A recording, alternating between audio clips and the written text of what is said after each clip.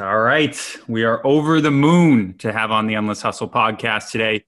Super Bowl champion and robbed of the MVP, have you? Pro Bowl safety, Mr. No-Fly Zone himself, TJ Ward. TJ, thanks for making the time. No problem. What's going on? Chilling, man. Yeah, well, first off, we got to congratulate you on your newborn son, Terrell, huh? How is fatherhood treating you in the first couple months? It's been great. He's had his ups and downs, but mostly ups. But he's amazing.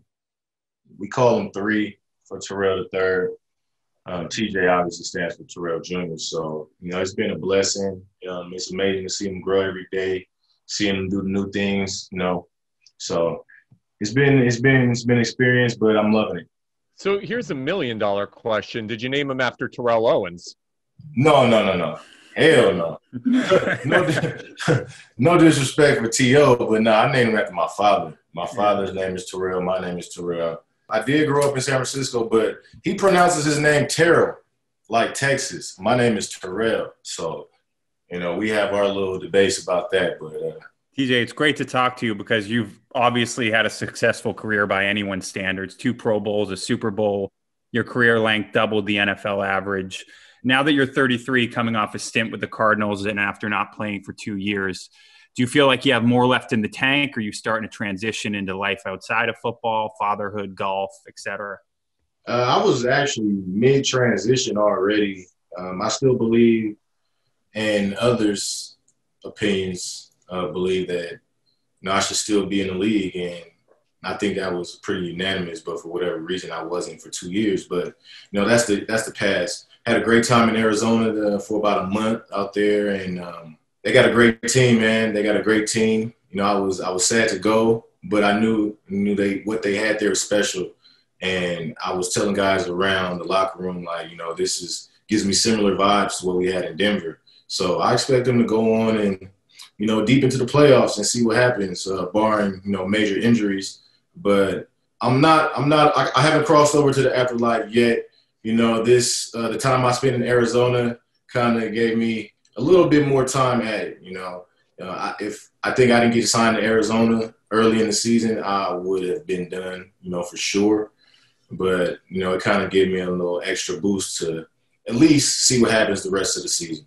When you get to Arizona, I was watching them on TV last night, and every time I see Kyler Murray, I'm pretty sure he's like Prince's size, like 5'2", especially when you see him around all the other players.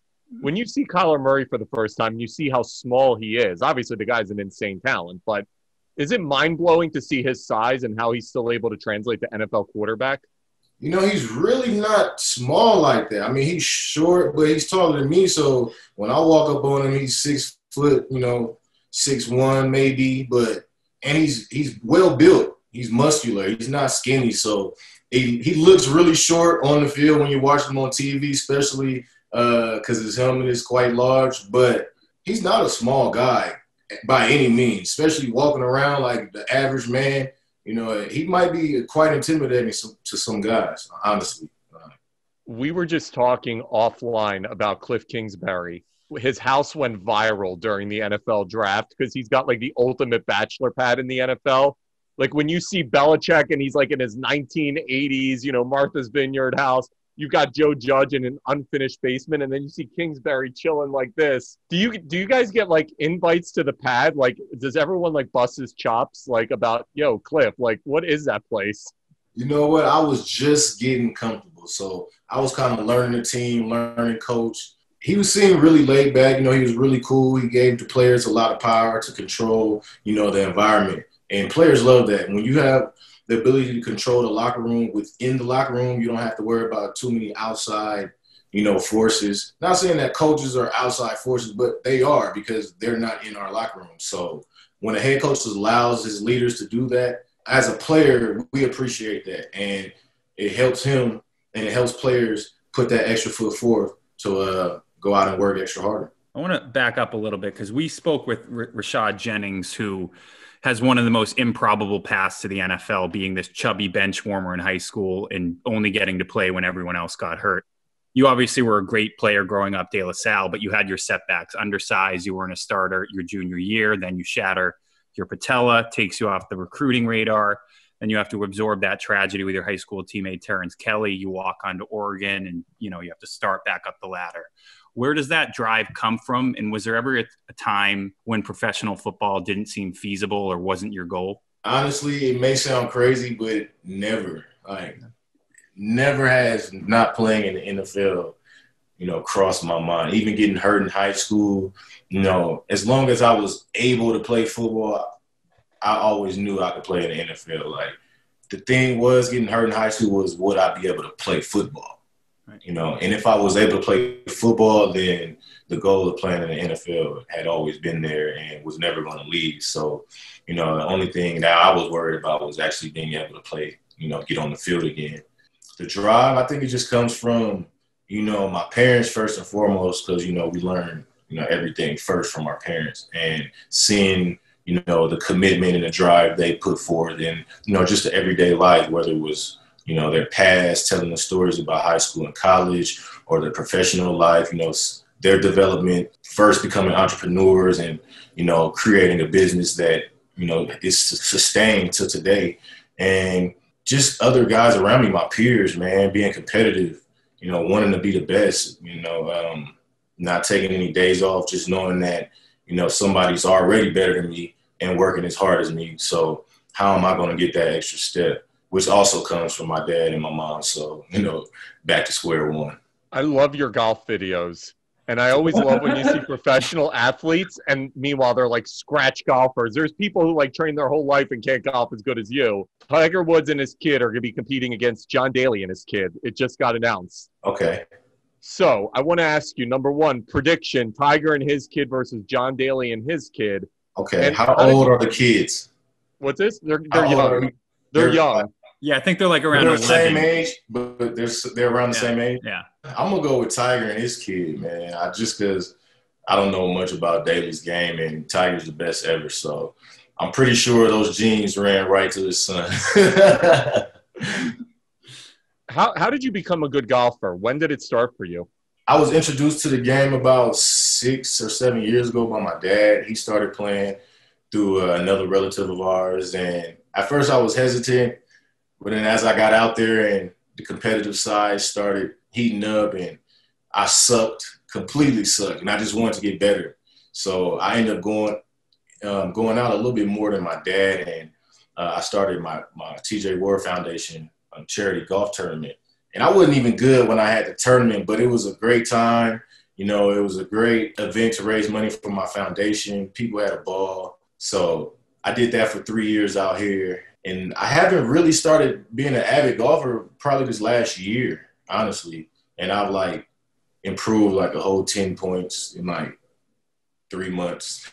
Damn. It was I started at 100. Now I'm in mid 80s. So that's crazy. What's your secret, man? You know what? I'm interested in getting better. I just want to get better at it. And when I'm sucking, I got to figure out a way not to suck, at least most of the time. So, and it's fun, man. It's a good time. It takes half the day, but, when you get up early, get it done, get it out the way, you'll be home by 1. You still got the whole day ahead of you. So I'm definitely looking forward to getting to more competitive events, though. People like you drive me nuts that take up shit 2 years earlier. Next thing you know, they're Tiger Woods level. I'm like, what the fuck? Average people like us train our whole lives for stuff, and I can barely put 2 sentences together. Meanwhile, you're like, I took up golf 12 months ago. I'm a scratch golfer. No big deal. Man, what kind of golfer are you? Are you drinking beers on the course, or are you just strictly business out there?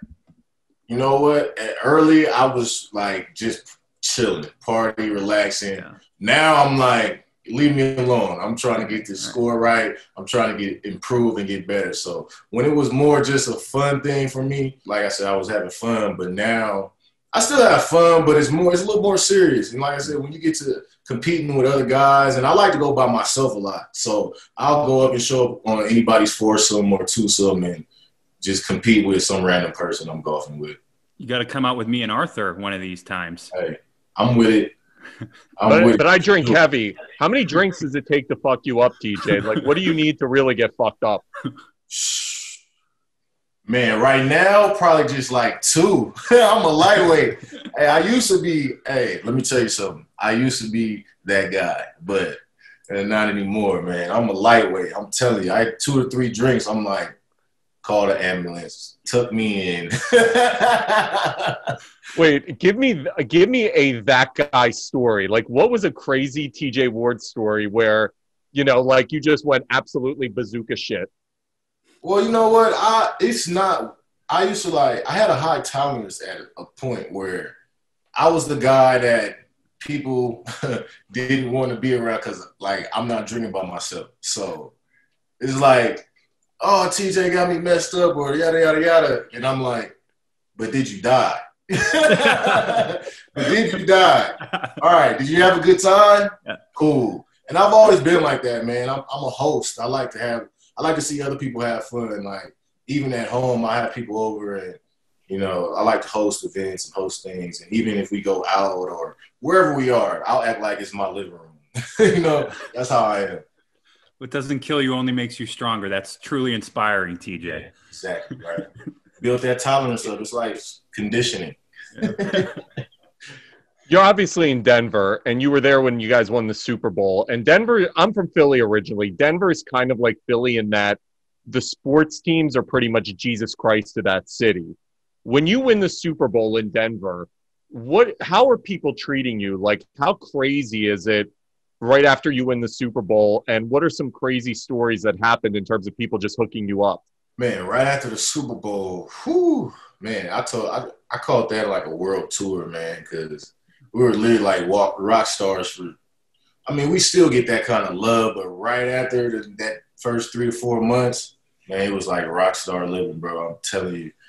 I really was traveling a lot. I was all over the country. I didn't go out the country but once or twice, I think.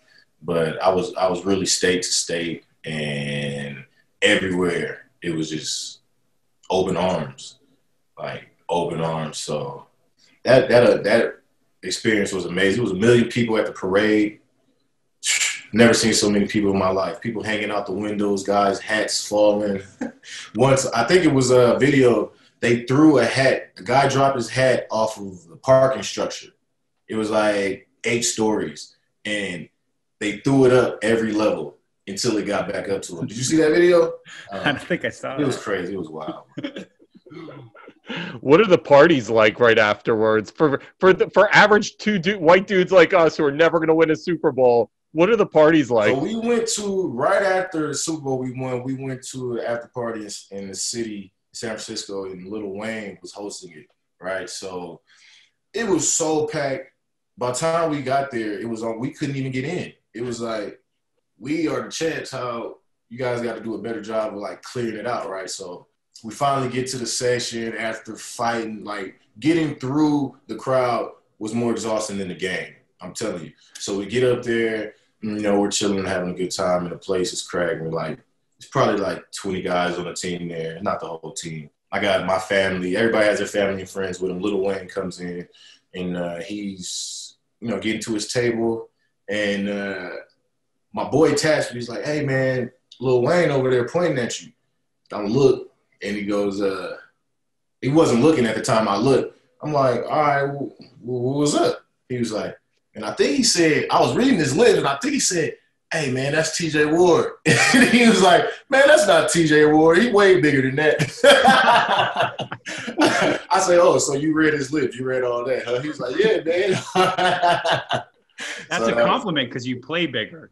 Yeah, no, but I get that a lot, though. I was just telling my lady last night that, because we were talking about Murray. It's like, we just got done talking about, he's like, "Man, he's so tiny." I'm like, he's actually not that small. He just looks really short because his helmet and everything else. But I'm like, people look different on the field. Like, when I meet people in real life, they think I'm a lot bigger on the field. Like, "Oh, I thought you would be a lot bigger than you are."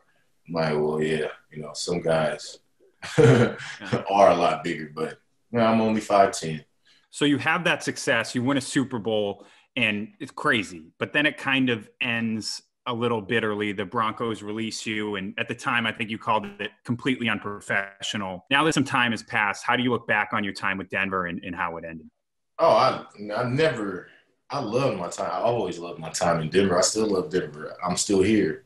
I haven't left besides the short stints in Tampa and Arizona. But, at the time I was hurt. No, I was hurt. When you had that moment in a decision you make and it's like you're conscious, you have two consciences. So I had two consciences at the moment that I got asked the question.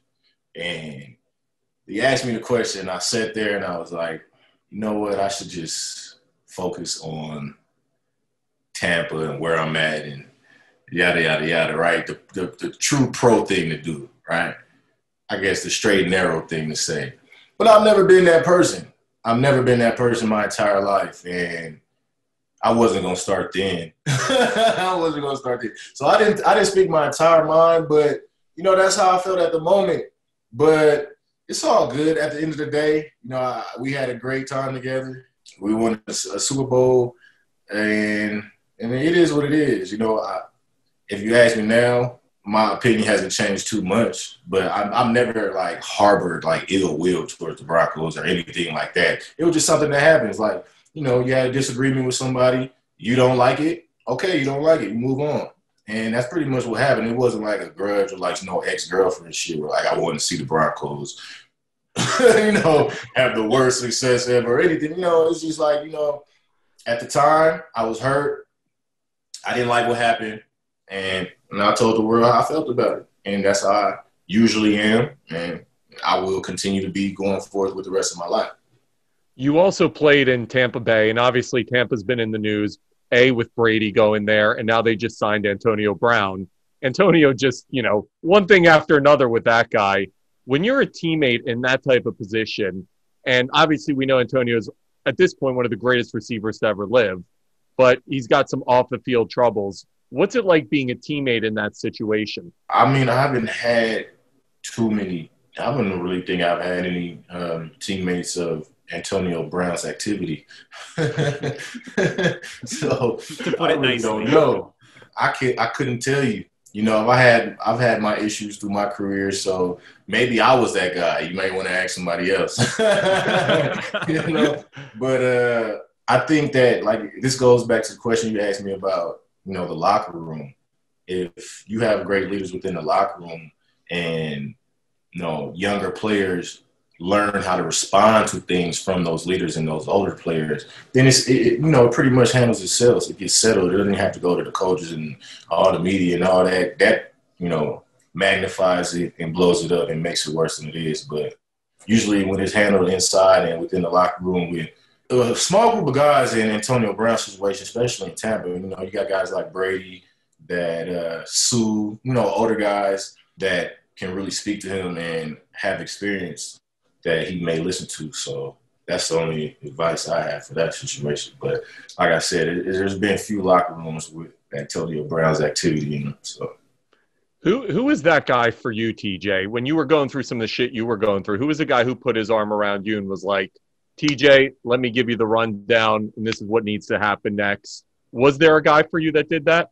Yeah, I mean, it was a few guys. When I was in Cleveland, DeQuell Jackson and Mike Adams played in Denver as well. Those two guys were, the two guys that put their arm around me and showed me the ropes and, taught me how to be a pro.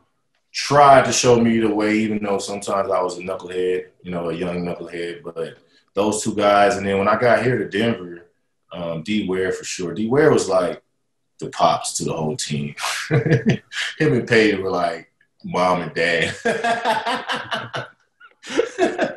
I'm not going to say which one was mom, but having them two Hall of Famers was really cool, especially being to a mid to older vet at that time and having older Hall of Fame vets to look up to was cool. It was really cool.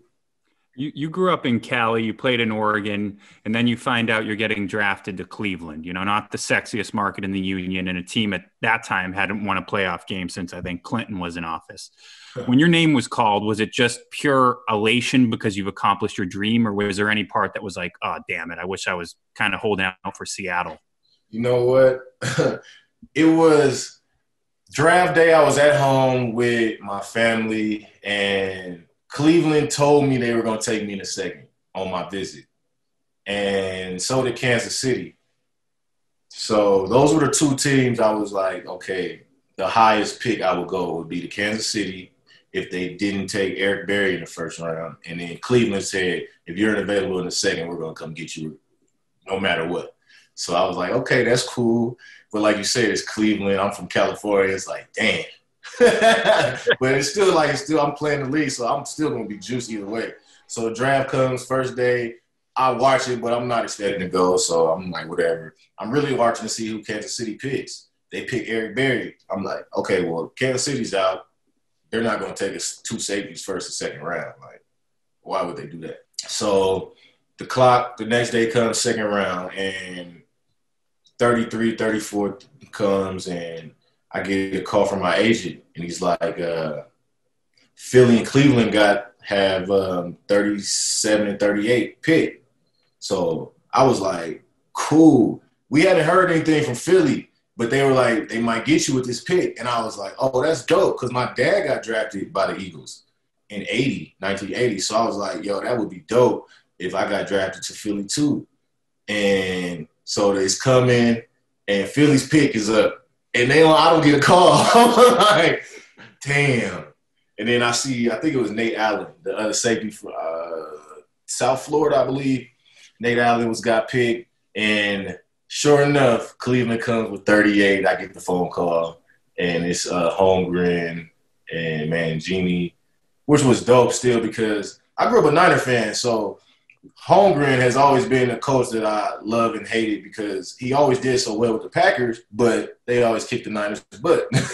So – going over to Cleveland with Holmgren there, and I'm like, yo, this is a great situation. Even though it's Cleveland, I had faith in what we could do, Holmgren being there, Mangini, and so forth. So when they also had picked Joe Hayden in the first round, so I'm like, cool, I got a DB to hang with first and second round. We're going to turn this ship around. It's going to be dope. That's really how I went into it. It wasn't – the media response was probably a little like, dang, Cleveland, I got to go all the way over there. But, after I got the call and was on the phone, and I was so excited because, it was a challenge. Like, what would be better than take the Browns from this, terrible winless or few win team to, a Super Bowl or playoffs or whatever. So, how was Cleveland as a city? It gets no love. Can you sing Cleveland song for a bit? Cleveland song? What, they got, fight song or something? No, I said no. Of course, they probably need one.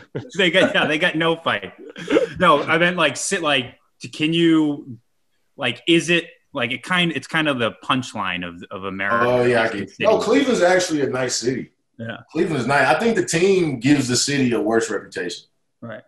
Like I honestly do. Like Cleveland is it's not a major city like New York or like when you think of like major metropolitans, but from what I hear back in the day, Cleveland was the spot, was like the New York kind of in Ohio, and people used to always have to come through Cleveland to do whatever, trucking or whatnot. But yeah, maybe in 1812, TJ. It was like it was probably like the 60s, 50s, and 60s. Yeah, it was a long time for us, but the people are great.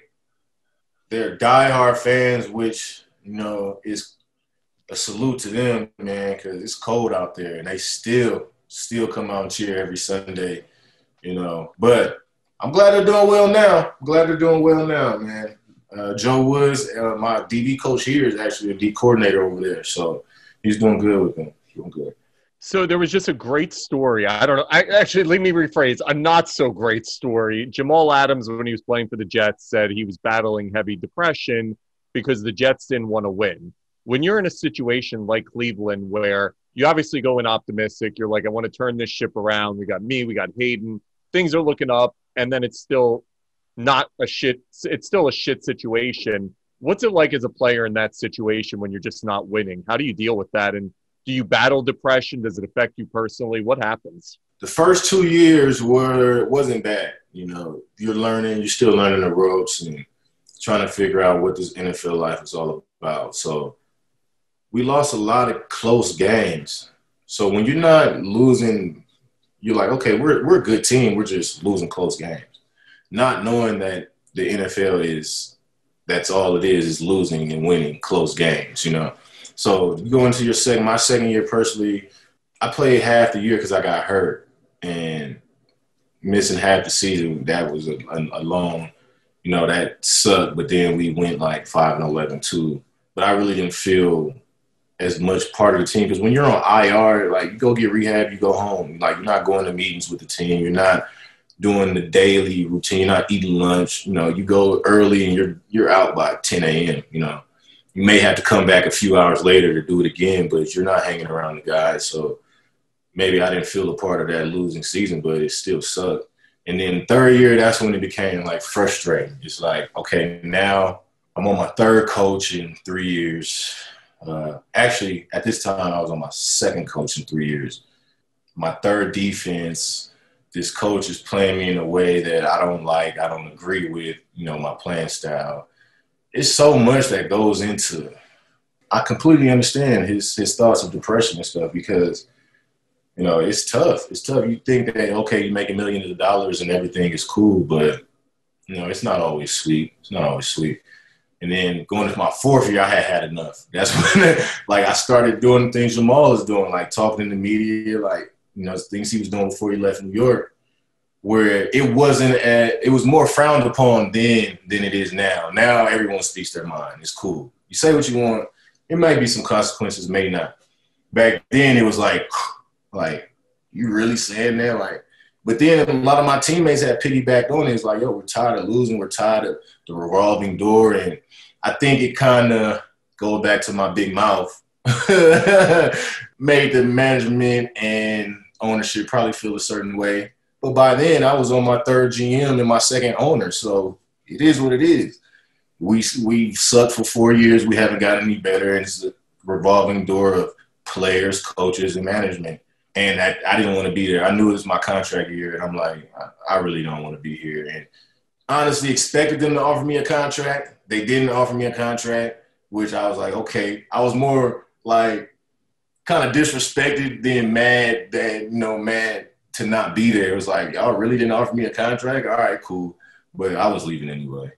Seems like it worked out for you there. I gotta bring this up because I'm a Boston guy. I run on Duncan, you know, and you were public enemy number one in my city. I think it was 2013 when you hit Gronk and, you know, tore his ACL. After 7 years, I finally come to terms with that hit being legal. But eliminating Gronk earned you a bunch of shit from Boston media and that famous death stare from Bill Belichick. Was there any words exchanged between you and Belichick after that or during it? And can you describe the general backlash from that? No, I haven't. I don't think Bill or Gronk has said a word to me since. Oh, wow. Literally. Yeah.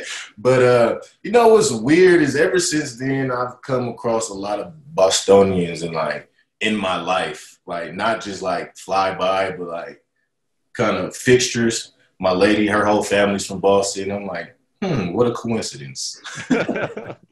And I had went to Boston because Pat Chung, you know, he's a great friend of mine from college. And I went out there for the AFC Championship game against Jacksonville. Oh, man, it was freezing. And, you know, we hanging out after the game and people were like, wait a minute. Aren't you TJ Ward? I'm like, yeah. And, you know, I know if we were on Twitter, it'd be a whole bunch of, oh man, they'd be eating me up. But in person, that shit changed. They're like, oh, hey. So no one tried to get in your face at all around here? That's sad. No, man. No.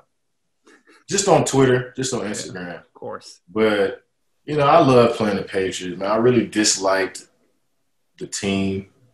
You know, just as a team, not individuals. Like the players like Tom, he's great. Julian, Gronk, you know, the players are great, but just the city and the team, just, man, you guys are easy to hate. Woo! You love it, right? You guys love it too. You guys love it. That's crazy. I want to ask you about another crazy fucking coach you played for, Chip Kelly. I'm from Philly originally, and Chip Kelly had the failed Chip Kelly experiment in Philly, and I was still living there at the time. and you would hear the Chip Kelly stories behind the scenes about like the shakes he would make players eat or take and all the just nutritional stuff. I mean, he had just had some wild habits. What was it like playing for Chip Kelly? And give me some fun Chip Kelly behind the scenes stuff. Chip was cool, man. I don't know what he was doing in Philly and at the professional level, but you know, he's an East Coast guy. You know, he's really, you know, he walks with his chest out. He's a confident guy. But man, practices used to be so fast, and before he got the head coaching job, he was an OC for a year. So he would go so fast in practice. Our D coordinator and him would get into it because it's like, yo, we can't get our defensive plays. Like, you're not even letting us line up. Like, this is not even like game 2-minute drill speed. It's going way faster than that. So they would get into it. But to this day, man, I would go down to see go to UCLA and see Chip during the summer, work out there. Man, I think Chip's a great coach. I think he's a great coach. I don't know, you know, like I said, what happened in Philly.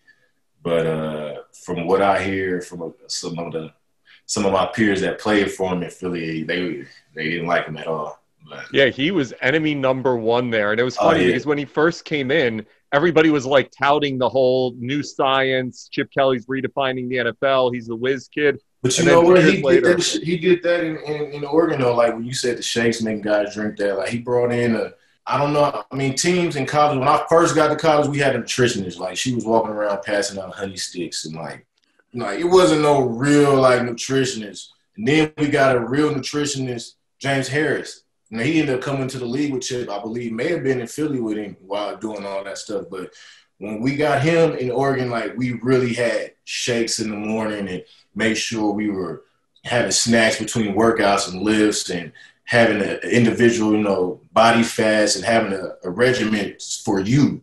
You know, before that, it was just like, man, grab a Gatorade and a Nutri-Grain bar and get ready for practice. You know what I'm saying? We had this lady at Oregon, man, she was passing out honey sticks literally doing practice.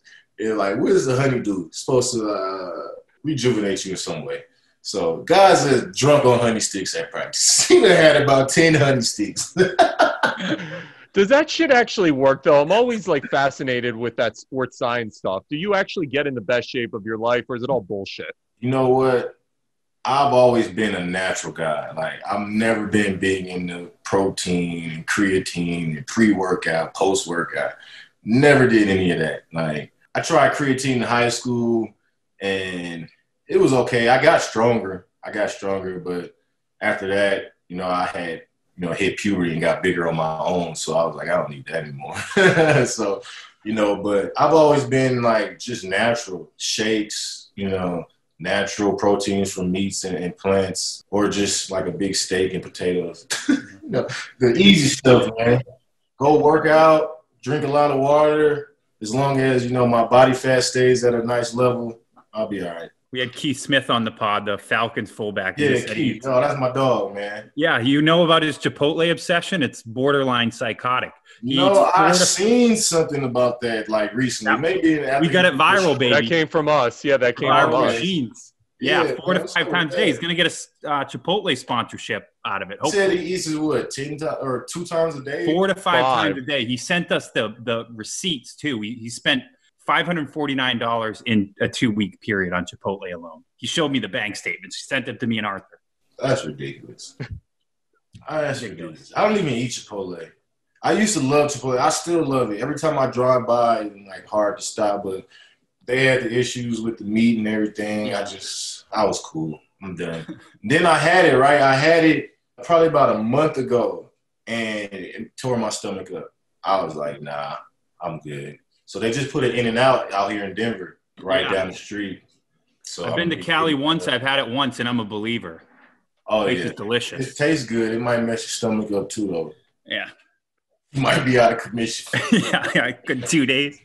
I know you said in the past, I want to talk a little bit about the general here. You said in the past you called Peyton Manning one of the greatest leaders to ever play the game, and said that not having him under the center was the nail in the coffin from that season after you went to the Super Bowl. I think you didn't make the playoffs.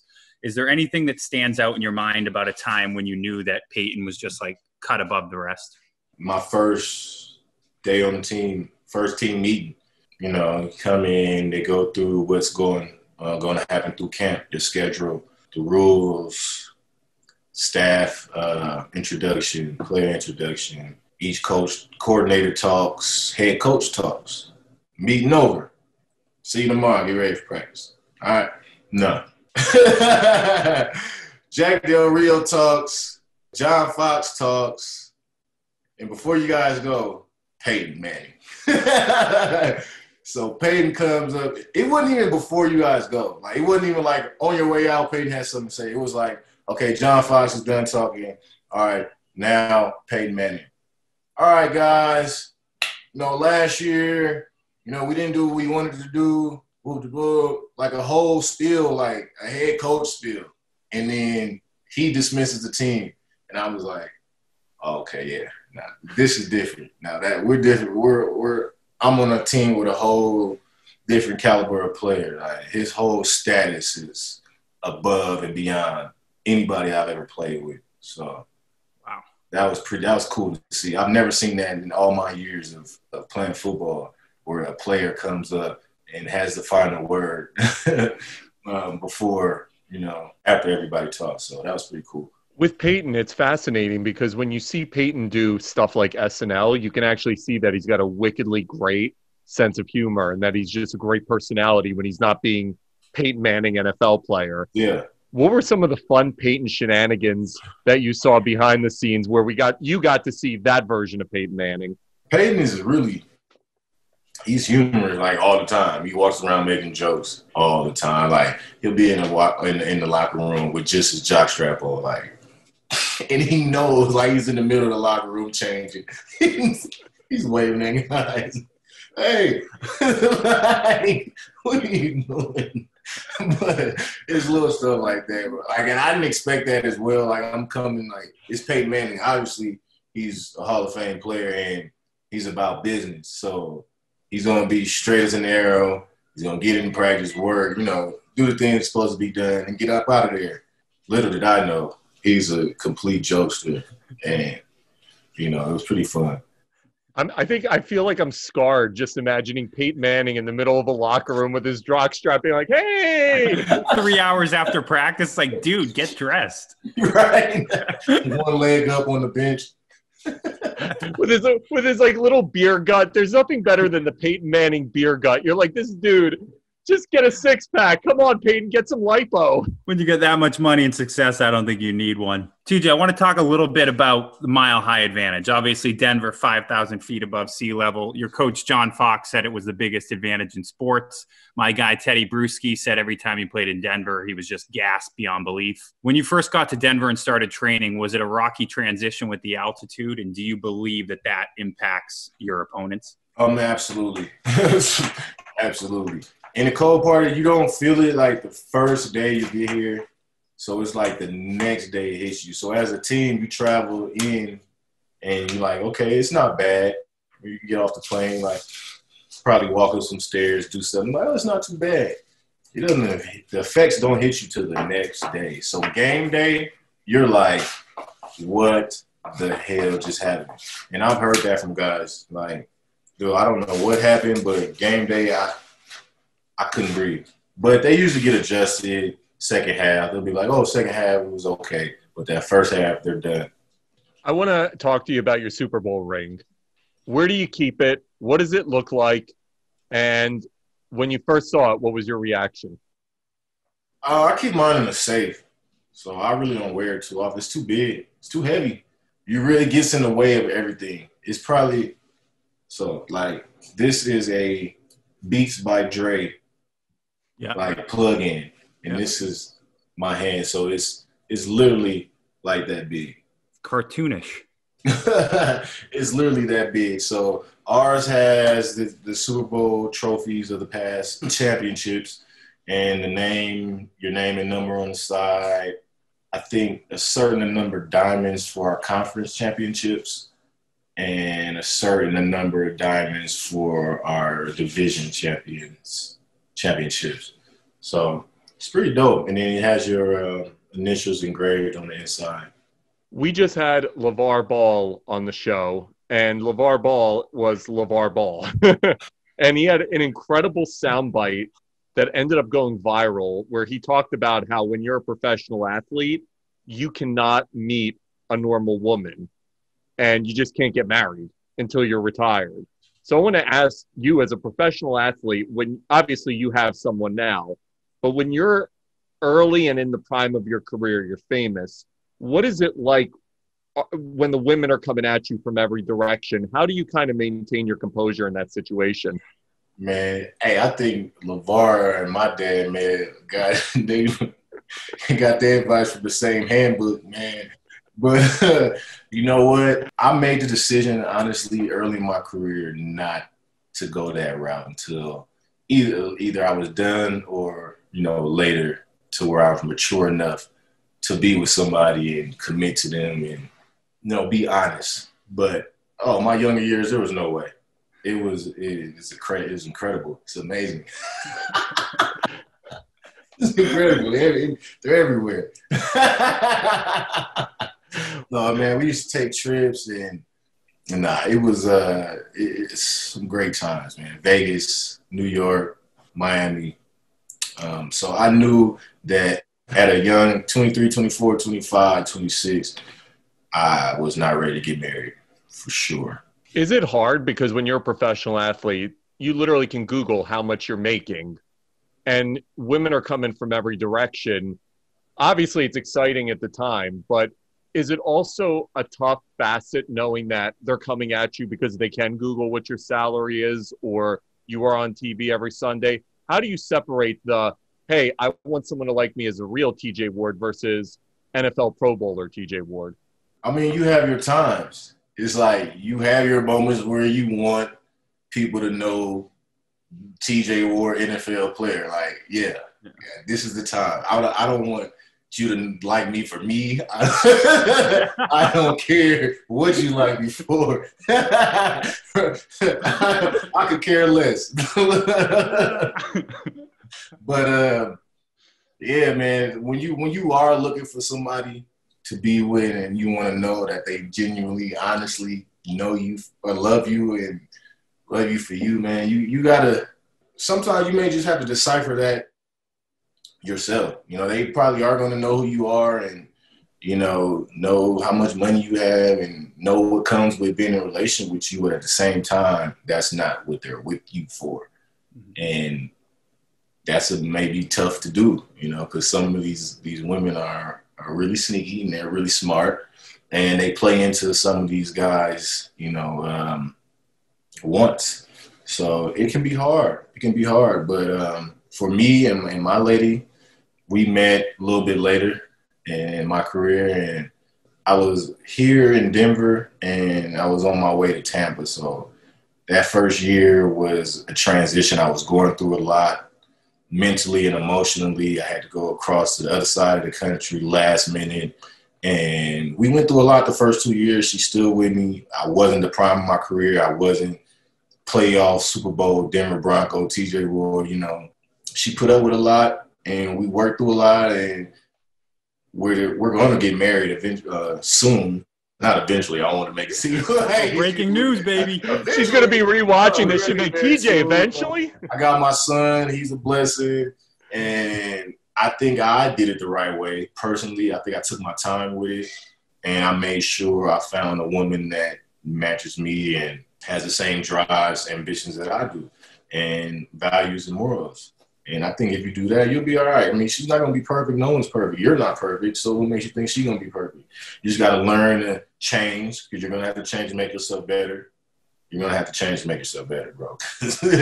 You're not going to go into that relationship doing the same thing you're doing and think that a good woman is going to accept that. So, it's a learning experience like anything else. Trying to get better. An NFL player's career, it's like a mountain. You go up, you plateau, and then you end up coming down. Mm-hmm. When was the moment you realized you weren't Denver TJ Ward anymore and you were beginning that downslope towards it's kind of coming to an end? I didn't get the opportunity to experience that, honestly. I felt like I was still plateaued when I was in Tampa. Honestly, I didn't even feel like plateaued. I feel like going in my last year in Denver, I was going to have the best year of my career. Like that offseason, going into that contract year, I'm like, oh, yeah, I'm on fire. I felt good preseason. I had tweaked my hamstring, missed a couple of weeks, but it was nothing major. Then I got to go to Tampa, and it's like, oh, man, that was a kick in the butt. It's like derailed everything for me. It's like, man, you guys just ruined my whole plan. Like, oh, I had a plan, and you ruined it. Nah, but so when I got there, having to learn a new defense, week one, not being able to play immediately, and then when I am playing, you got me alternating with a player not of my caliber. Like, we've been in the league around the same amount of time, and, like, it's obvious. Like, this guy is not as good as me. Point blank, period. But you have me alternating, which is upsetting. So not only are we losing, I'm alternating. I'm alternating when I'm feeling like I'm in the peak of my athletic ability. Like, at this time, I'm 30. So I'm like, my blade is as sharp as it's ever going to be right now. And you're wasting it. And then I didn't get signed the next year. I haven't been signed in 2 years. So I just feel like I didn't get the opportunity to decline. It just ended. It just ended. I mean, that's the fucked up shit about the NFL, unfortunately. You know, that's the toughest part about the league is that probably more than any other league, the players are the most disposable commodities of all. You guys have the shortest careers, you take the most damage, and you don't even get the guaranteed contract. I mean, it's brutal to see, but, you know, boy, some of us would still love to be there. You and I both, Arthur. Yo, the league is great. I had a great time. I definitely did. You know, I learned a lot, met a lot of people, matched and surpassed some of my goals and achievements from, you know, the ones that I made at a young age, at least. Yeah, but when it's rough, bro. Like, especially that first year, I was more in disbelief about being out. Like, I was just in the Pro Bowl. You telling me I can't get a workout? Like, what? Right. What? Like, what is going on? So I went through a couple agents, and I ended up going back to the agent that I had originally my whole career. And even last year, my second year out, I was like, well, I might as well give it one more go. Yeah, exactly. And a couple teams that Jacksonville had brought me in for a workout week one, and that went well. I didn't get signed. Whole year went by. Talked to some teams, but nothing, you know, happened. So this year, I'm really like, oh, I'm done. Like, I'm about to cross over. And my lady, she's like, well, just try this off season. I'm like, nah, babe, I'm cool. And then my mom, she was more pushing me to, like, don't wait around for anyone. You know, if you want to move on, move on. You did great. You know, it's time to move on. I don't want you to be like, she didn't want me to, like, be depressed and down about, you know, trying for 3 years and not getting in. So I was like, you know what, Mom, you might be right. But then I was like, Sierra, let's just try this off season. So I said, but week one, if I'm not signed, I'm done. Like, I'm done. Season's coming. Week one comes. I'm not signed. I'm like, fuck. I really don't want to stop right now. I was like, all right, give it a couple more weeks. Yeah. So I called my agent. A couple more weeks go by. I'm like, you know what? I'm done. Just give me the papers. Send me the papers. I'm going to sign them. And let's just move on. Don't even call no more teams. Don't even worry about it. Just like, he's like, I mean, you got plenty to hang your hat on. And one of the biggest achievements, 7 tackles, an interception, and a fumble recovery in the Super Bowl. Somehow the MVP goes to Von Miller. Did Von Miller ever do anything for you after stealing what was rightfully yours? Did he buy you like a car or something? Like, because there's got to be some hatchet to be buried there. Man, I don't know what I would have did if I would have won MVP. I don't think that was meant to be. I think God was like, nah, you don't need this Super Bowl MVP. You probably wouldn't be in a relationship right now. Right. You might not show up to work next year. Like, nah. But, no, man, Von balled that year. He created 2 defensive scores. Shoot, I would have scored if I wouldn't have slipped. But, you know, if I wouldn't have slipped, I would have got the MVP probably. So, I mean, that whole game, they could have just said, you know, Broncos defense, everybody's the MVP because, you know, between Von, DeWare had 2 sacks. I think Stu had a sack and a forced fumble. Danny Trevathan had 2 fumble recoveries. Like, I had a pick in the fumble recovery. Like, guys were just balling everywhere. You know, Malik had a fumble recovery for a touchdown. It's like, dude, you can look at the stat sheet for the whole defense and be like, yeah, any one of these guys honestly could have won it. But, you know, that video of you and Akib walking out after the Super Bowl in your suits, and Akib is like, 10 points, that's all you get. 10 points, that's incredible video. I love that video too. No fly. Yeah, no fly. 10. Where did that start? Where did the no-fly zone start? I don't know. I really don't. I mean, you know, no fly is kind of like it's just a phrase that secondaries use a lot, or it had been. It had been just like a phrase that, you know, secondaries use as being, you know, you can't throw the ball on it, whatever. But the day that we kind of like got stamped with it, like being this is a no-fly zone, like period, point blank, like Legion of Boom or whatever, whoever else, the Purple People Eaters. I don't remember the day, but whenever it was brought on by what we did on the field, because you have to prove it first, and then the media ran with it. So, no, we, of course, did it within practice. Me, Chris, Lee. We didn't have Stu this year. It was Raheem Moore. And we started calling ourselves that. Shoot, it just took off the next year.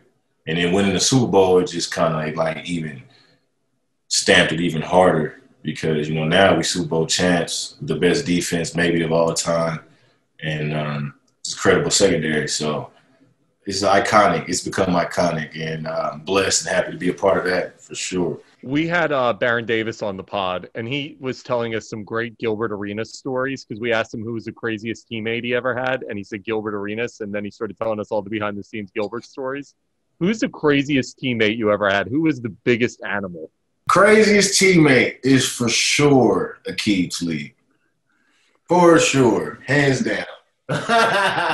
Hands down. He's oh no. I take that back. He's hands down. He's not hands down, but he's hands up with two other guys. Matt Roth, I played with in Cleveland.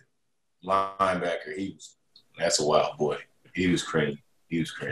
Between those two, in different ways as well, but in the same way. Those two for sure. The greatest defenses conversation. When you're in the midst of that, like you mentioned how you guys are arguably the greatest defense of all time. Is there that conversation happening internally when you guys know that you're in that conversation? Do you guys start like battling with other people saying like, no, we're better than the 86 Bears. We're better than, you know, the Ravens with Ray Lewis. Like, are those conversations actively happening amongst NFL players?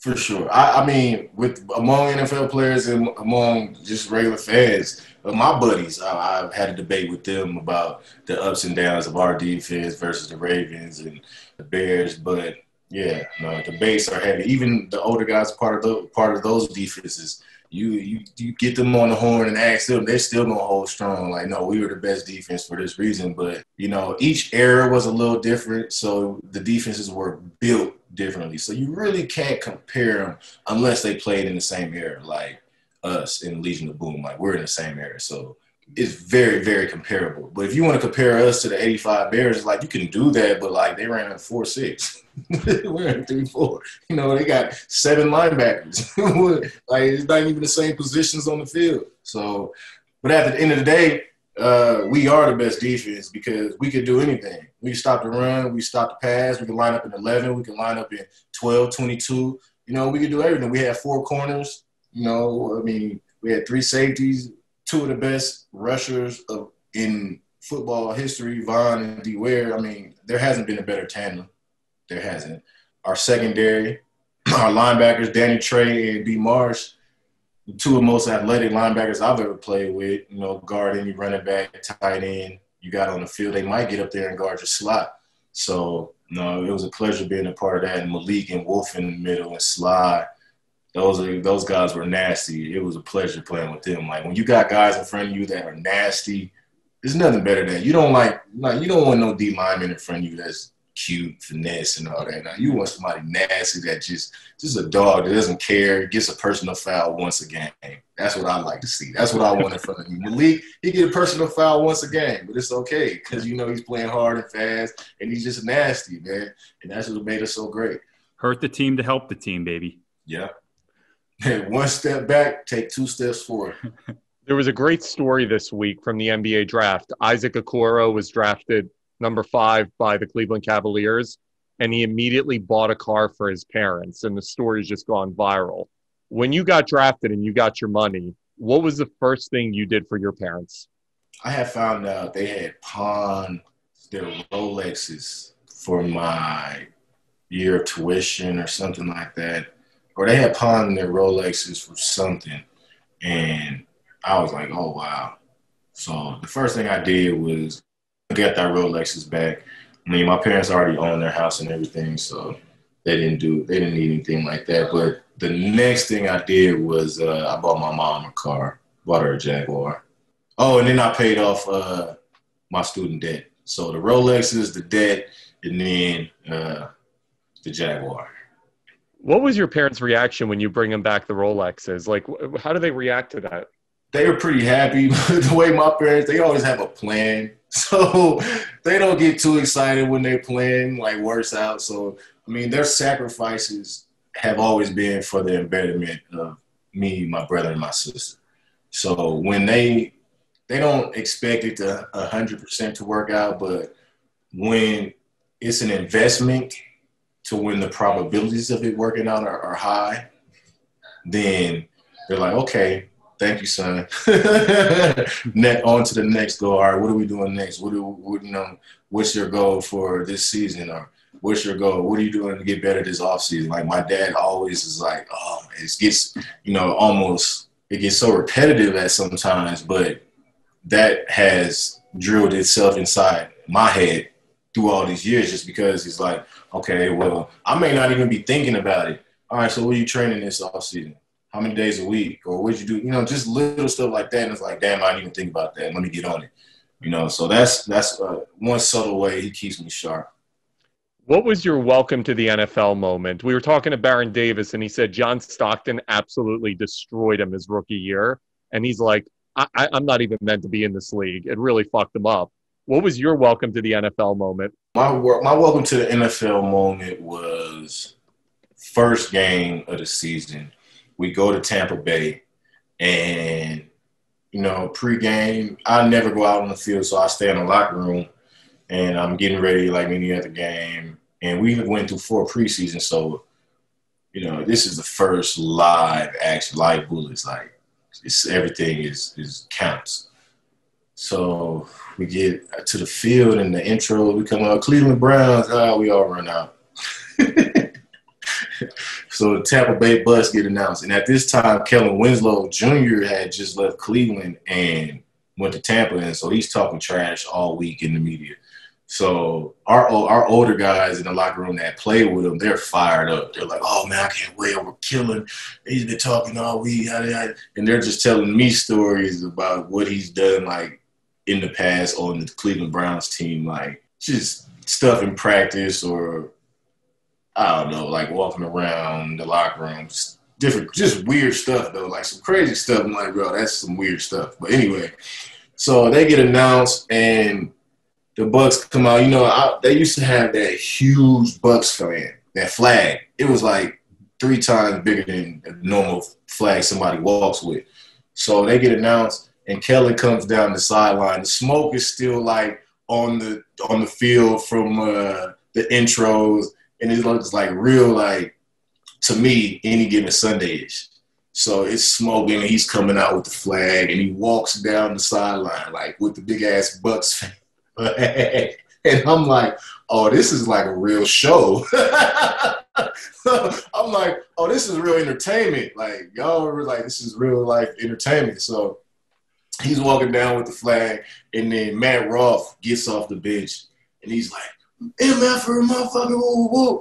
And he's trying to get to Winslow, and guys are holding him back. And I'm looking over here, the cheerleaders are going. I'm looking in the crowd. Guys got the face painted. It's just crazy. I'm like, yo, what kind of environment am I in right now? Like, this is crazy. I know every game is not like this. Like, my head is spinning, and it just reminded me of that Any Given Sunday when Jamie Foxx has to go in the game for the backup, and he's like, and the camera angles are switching like everywhere, and then he throws up.